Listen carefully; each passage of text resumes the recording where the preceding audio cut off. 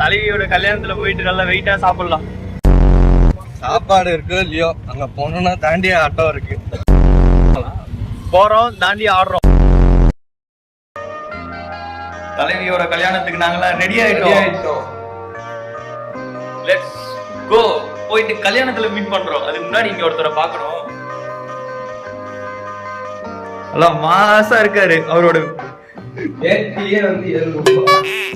800 ரூபா கொடுத்தா 600 ரூபா வேஸ்டி. இதே இங்க 800 ரூபா கொடுத்தா 100 ஒட்டிக்க கட்டிக்கோ, இது கட்டிக்கோ அவுத்துக்கோ. அவ்வளவுதான், கிளம்பிட்டோம். எங்க நண்பா செருப்புலாம் இல்லாம போற?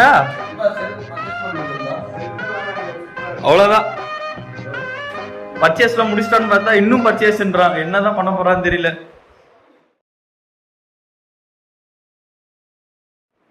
கல்யாணத்துக்குலாம் ரெடி ஆயாச்சு. பவர் பேங்க்கு, சார்ஜரு, வாட்டர் பாட்டில் இதெல்லாம் ரெடி பண்ணி ஒரு பேக்ல வச்சது. எல்லாரும் ஒரு நர்வஸ்ல கிளம்பி போனாங்க.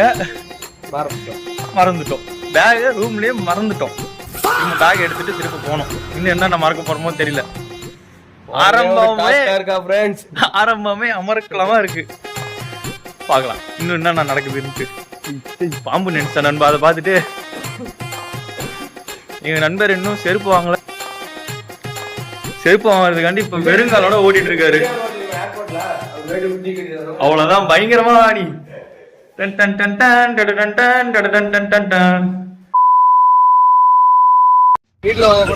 முடிச்சிட்டியா? நகை வெட்ட கூட டைம் இல்ல போல. ஆட்டோல உட்காந்து நகை வெட்டு வர என்ன பண்றது? டைம் ஆயிடுச்சு. நேற்று வாங்கி வெட்டிருக்க வேண்டியது. பஸ் பண்ணியா நண்பா? ஆனா முறையா பாக்குறேன் நண்பா. ஒரு இடத்துக்கு கிளம்பிட்டு போற வெயில கிளம்பிட்டே வருது. காமியா நகை வெட்டுறதெல்லாம் தெரிய மாட்டேங்குது நண்பா. வேற மாதிரி நண்பா. பர்ஃபெக்ஷன்னா இந்த மாதிரி இருக்கணும். உள்ள போட்டேன் எல்லாம் பின்னாடி இருக்கு. எல்லாம் எதுக்காக?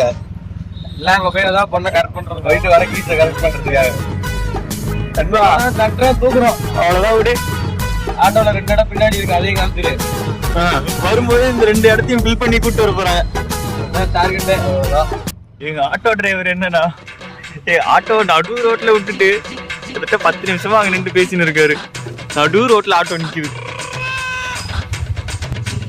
எப்படி வந்து சிக்கி இருக்கோம் பாத்தீங்களா நண்பா? பசிக்குது நண்பா. எனக்கு தான் நண்பா பசிக்குது.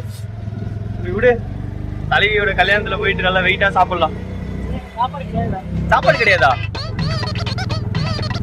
எனக்கு இருக்கு சாப்பாடு.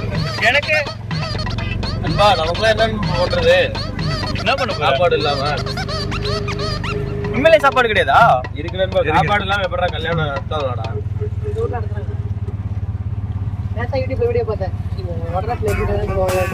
வீடியோலாம் பாத்திருக்கீங்களா?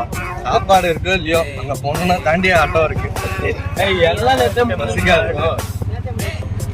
நைட் எல்லாம் முடிச்சிருக்கோம். தாண்டி ஆட்டம், டான்ஸ் எல்லாமே நேற்றே இன்னைக்கு சொன்னாங்களா? போறோம், தாண்டி ஆடுறோம்.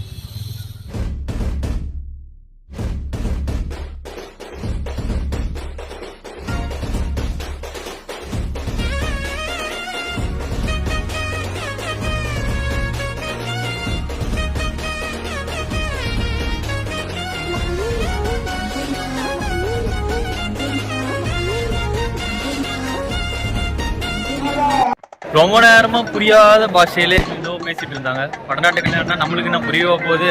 அப்புறம் எதுவும் சொன்னானுங்க. திடீர்னு வெடிக்க ஆரம்பிச்சிட்டாங்க. எல்லாரும் எழுந்து கிளம்பவும் ஆரம்பிச்சிட்டாங்க. நைட்ல வெடிக்க வேண்டிய வெடியெல்லாம் காலையில வெடிச்சிட்டு இருக்கானுங்க.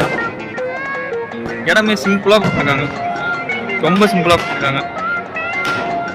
ஆனா கூட மாப்பிள்ளைய தூக்கி தோல்ல உட்கார வச்சுக்கிறானுங்க. என்ன கலாச்சாரம் ஒன்றும் புரியல. ஏதோ வந்தோம் வடநாட்டு கல்யாணத்தை பார்த்தோம், சாப்பிட்டு உள்ள போனோம். 20 நிமிஷம் கழிச்சு வர சொல்லிட்டானுங்க. இப்போ எல்லாம் போறாங்க. போயிட்டு சாப்பிட்டுட்டு கிளம்ப போறோம். பெருசாக எங்களை யாரும் இந்த கண்டுக்கல, எங்களை யாரும் மதிக்கல. ரொம்ப மன உளைச்சல்ல போக போறோம். பாய். மிகப்பெரிய கல்யாணமா இருக்கும்னு நினைச்சு சாப்பாடுலாம் நல்லா எதிர்பார்த்தோம். சிம்பிளா முடிச்சிட்டாங்க சாப்பாட்டை. நல்லா இருக்கா நண்பா? ஓகே நண்பா, அவ்வளோதான். தலைவியோட கல்யாணத்துல போயிட்டு நல்லா வெயிட்டா சாப்பிடலாம். சாப்பாடு இருக்கோ இல்லையோ அங்க போனோம்னா தாண்டி ஆட்டம் இருக்கு சொன்னாங்களா? போறோம், தாண்டி ஆடுறோம்.